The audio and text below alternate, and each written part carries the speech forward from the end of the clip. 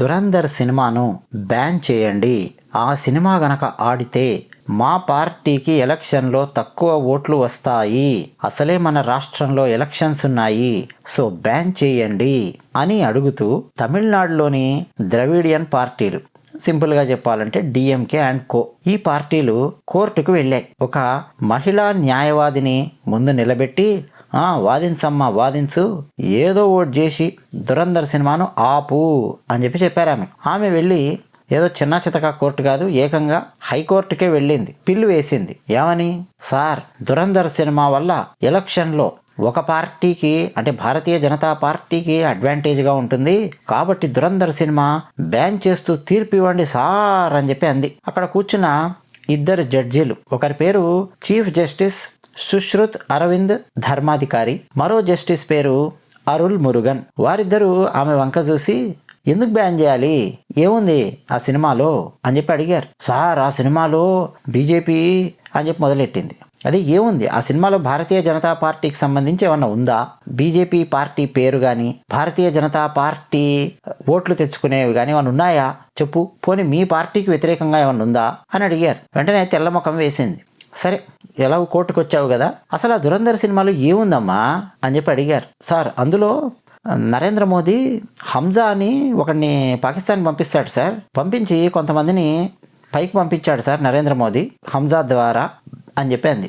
ఏంటంటే నాకు అర్థం కాలేదు, ఈ హంజా ఎవరు, హంజా నరేంద్ర మోదీ పంపించడం ఏంది మ్యా, ఏం చెప్తా ఉన్నావో అని అన్నారు. సార్, ఇప్పుడు భారతదేశంలో హంజా, అదే భారతదేశంలో ఒక సింగ్ ఉన్నాడు సార్, ఆయన పేరేందో నాకు నోటికి తిరుగుతలేదు, జస్మీతో ఏదో అన్నారు. ఆ సింగును మంచిగా ట్రైనింగ్ చేసి మన తమిళనాడుడే మాధవన్ ఫుల్ ట్రైనింగ్ ఇచ్చి పాకిస్తాన్ పంపించాడు. పాకిస్తాన్లో హంజా అని పేరు పెట్టుకుని పాకిస్తాన్లోకి దూరి మన భారతీయ గూఢచారి అక్కడ ఉన్న అండర్ వరల్డ్లో ఇన్ఫిల్ట్రేట్ అయ్యాడు. అలా పైకి ఎదిగాడు. భారతదేశానికి వ్యతిరేకంగా పాకిస్తాన్లో ఉన్న గ్యాంగులు, గ్రూపులు ఏమేం చేస్తున్నాయో ఇన్ఫర్మేషన్ని భారతదేశానికి పంపించడం మొదలు పెట్టాడు. 26/11 సంఘటన కూడా జరిగింది కదా సార్. ఆ టైంలో కూడా హంజా పాకిస్తాన్లోనే ఉన్నాడు, లైవ్లో చూశాడు, ఇన్ఫర్మేషన్ పంపించాడు. కానీ మనోళ్ళు ఆ టైంలో ఆపలేకపోయారు. చాలా కోపం వచ్చేసింది హంజాకి. అయితే ఎవరెవరైతే భారతదేశానికి వ్యతిరేకంగా పనిచేస్తున్నారో పాకిస్తాన్లో వాళ్ళందరినీ లేపేయాలి అని నరేంద్ర మోదీ మన మాధవన్ ద్వారా చెప్పాడు సార్. అందుకని హంజా ఈ దురంధర్ పార్ట్ 2లో ఒక్కొక్కడిని వెతికి వెంటాడి పాకిస్తాన్లో ఉన్న వాళ్ళని లేపేశాడు సార్. అర్జున్ రాంపాల్ని చంపేశాడు. జహూర్ మిస్త్రీ అని ఒకడు ఉంటాడు, మన భారతదేశానికి చెందిన ఫ్లైట్ను హైజాక్ చేశాడు ఒకప్పుడు, వాడిని వెతికి వెంటాడి లేపేశాడు. అబ్బో, ఇంకా చాలా మందిని చంపాడు సార్ మన భారతదేశానికి వ్యతిరేకంగా పనిచేస్తూ ఉన్న వాళ్లను. దీనికి అంతటికీ కారణం నరేంద్ర మోడీ. మరి ఈ సినిమా గనక మన తమిళనాడులో ఆడితే మోడీకి 4 సీట్లు పడే అవకాశం ఉంది, అదే 4 ఓట్లు పడే అవకాశం ఉంది, కాబట్టి సినిమా రద్దు చేయండి సార్ అంది.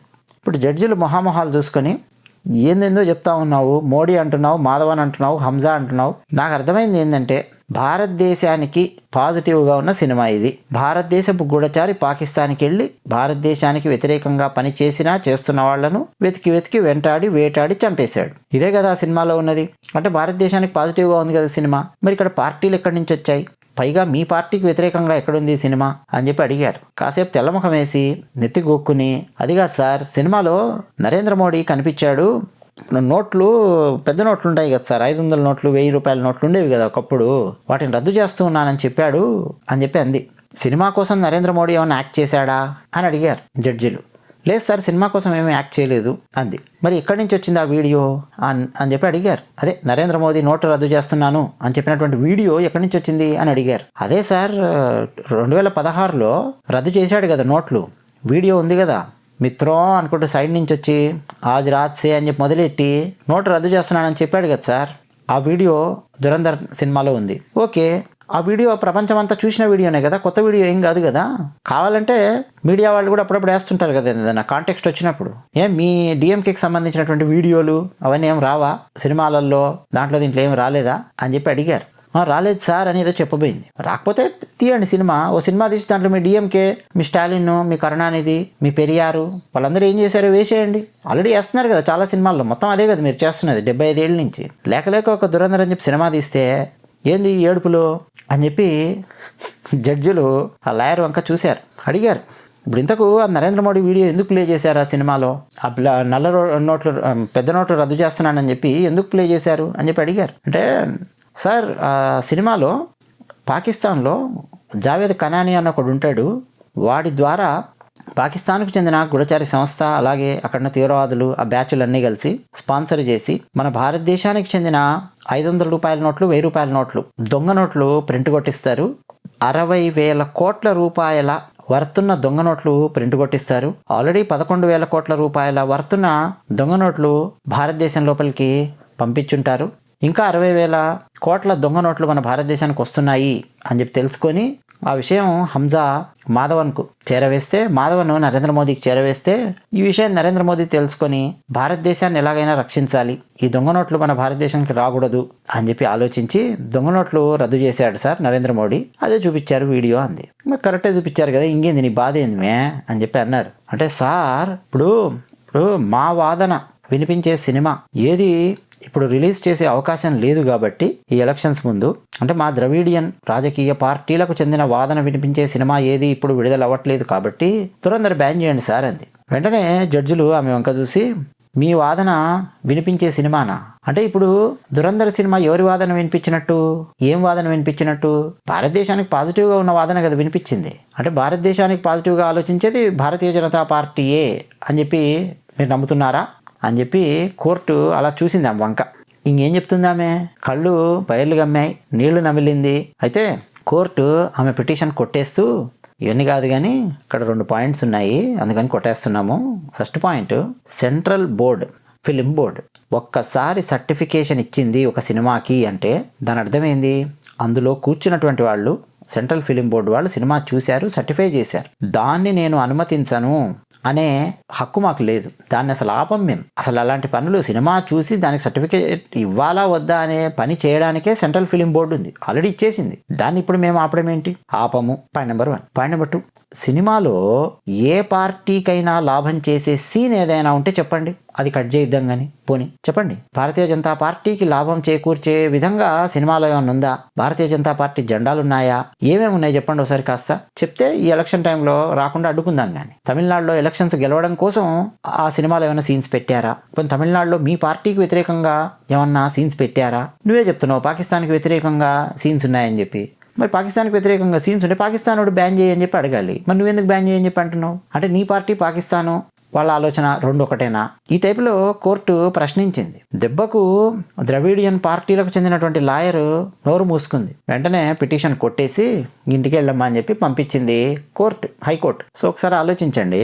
అంటే దేశభక్తి సినిమా దురంధర్ కాబట్టి ఒక భారతీయ జనతా పార్టీకి తప్ప మరి ఏ ఇతర పార్టీకి దేశభక్తి లేదు అన్న అర్థం వస్తుందా తమిళనాడుకు సంబంధించి?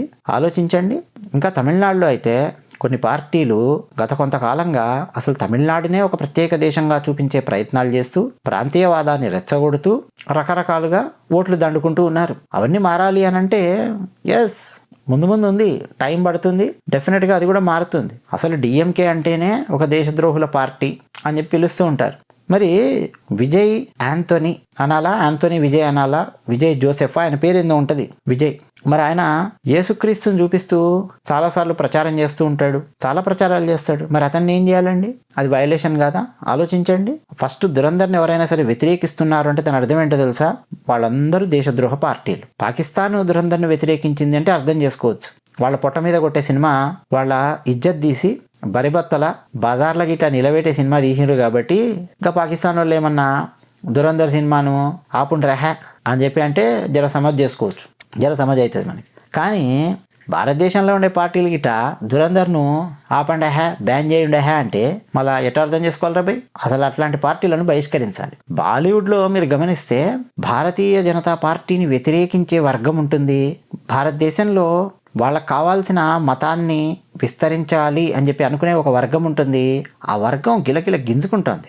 బాలీవుడ్లో పెద్ద పెద్ద సూపర్ స్టార్లు, మన తెలుగులో కూడా కొంతమంది ఉన్నారు. సెక్యులర్ పైత్యము సెక్యులర్ అనేది పైత్యం కాదు, సూడో సెక్యులర్ అనేది పైత్యం. ఈ సూడో సెక్యులర్ భావజాలంతో పడి కొట్టుకునేటటువంటి కొంతమంది హీరోలు మన తెలుగులో ఉన్నారు, అలాగే బాలీవుడ్లో చాలామంది ఉన్నారు. వాళ్ళు కూడా అసలు తట్టుకోలేకపోతూ ఉన్నారు. వాళ్ళందరికీ పుండు మీద కారం చల్లినట్టుగా ఉంది. సో వాళ్ళు దురంధర్ని ప్రొపగాండాను రకరకాలుగా విష ప్రచారాలు చేయడం మొదలెట్టారు. కానీ దురంధర్ ఒక రేంజ్ బ్లాక్ బస్టర్ అయ్యింది. ఎక్కడా టికెట్ రేట్లు పెంచకుండానే ఇప్పుడు పుష్ప 2 సినిమా యొక్క ఆల్ టైమ్ కలెక్షన్స్ను దురంధర్ సినిమా 26 డేస్లో దాటేసింది. దురంధర్ 2 1733 కోట్ల రూపాయలు వసూలు చేసింది ఇప్పుడు నేను మాట్లాడుతున్న టైంకి. Pushpa 2 all time collections 1728 crores.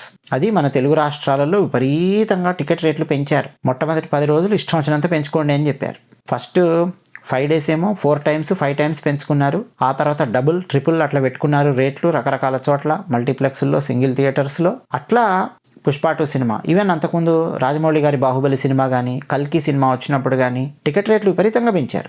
ఇంకా చాలా తెలుగు సినిమాలకు పెంచారు. వాటి గురించి ఎందుకు మాట్లాడట్లేదంటే అవేవి 1000 కోట్లు వసూలు చేసినట్టు సినిమాలు కాదు కాబట్టి వాటి గురించి మాట్లాడట్లేదు అంతే. పెద్ద పెద్ద హీరోల సినిమాలు, చాలా సినిమాలు ఫుల్ టికెట్ రేట్లు పెంచుకున్నారు. అట్లా డబ్బులు ఎక్కువగా సంపాదిస్తున్నాయి. కానీ దురంధర్ 2 ఎక్కడా కూడా, దురంధర్ కావచ్చు, దురంధర్ 2 కావచ్చు, ఎక్కడ టికెట్ రేట్లు పెంచలేదు. పెంచకుండానే పార్ట్ 1 ఏమో 1400 కోట్లకు పైగా, పార్ట్ 2 ఏమో 1733 కోట్లకు పైగా డబ్బులు వసూలు చేసింది. ఇంత చేస్తే దాని బడ్జెట్ ఎంత అయ్యా అంటే మొత్తం కలిపి 250 కోట్ల రూపాయలు. ఆలోచించండి ఏ రేంజ్ బ్లాక్ బస్టరో. అంటే ఎక్కువ మందికి వెళ్ళింది సినిమా అన్న విషయం చెప్తూ ఉన్నాను. ప్రొపగాండా అని చెప్పి ప్రచారం చేసే వాళ్ళందరికీ మొహం మీద కొట్టినట్టు అయ్యింది. అందుకని ఇలాంటి దొంగ నాటకాలు వేస్తున్నారు. తమిళనాడులో అసలు హిందీయే సరిగ్గా రాదు వాళ్ళకి, హిందీ అసలు ఉండదు స్కూల్స్లో. వీళ్ళకి ఆ సినిమా అర్థమయ్యిందా? ఇప్పుడు తమిళనాడులో ఉండేవాళ్ళు హిందీలో ఆ సినిమా చూసి దాన్ని అర్థం చేసుకొని మళ్ళీ ప్యూర్ హిందీ కూడా ఉండదు, ఉర్దూ ఉంటుంది, పాకిస్తాన్ ఉర్దూ ఉంటుంది, పంజాబీ ఉంటుంది, హిందీ ఉంటుంది. ఇవన్నీ కలగలిపినటువంటి ఆ సినిమాను, పాకిస్తాన్ భాష ఇవన్నీ ఉన్నటువంటి ఆ సినిమాను తమిళనాడులో ఉన్న వాళ్ళు అర్థం చేసుకొని ఓట్లు డిఎంకే పార్టీకి వేయకుండా ఉంటారు అని చెప్పి ఆలోచిస్తున్నారు అని అంటే ఇంకా ఆలోచించండి ఎలా ఉందో పరిస్థితి అక్కడ. అది విషయం. ధన్యవాదాలు.